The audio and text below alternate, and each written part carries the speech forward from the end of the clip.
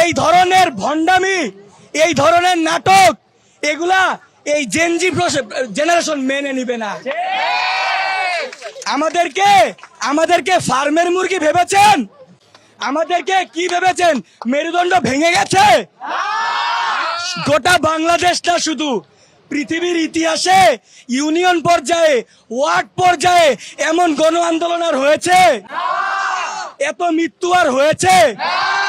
ভাষা আন্দোলন, গণ অভ্যুত্থান, কোথাও কি 6 দফা এই 200-250 মানুষ মরেছে? তার মানে কি এই প্রশাসনের বর্বরতা তাদেরকেও ছাড়িয়ে গিয়েছে? আজকের এই ইন্টারনেটের যুগে আপনারা চাইলেও আর কিছু চাপিয়ে রাখতে পারবেন না।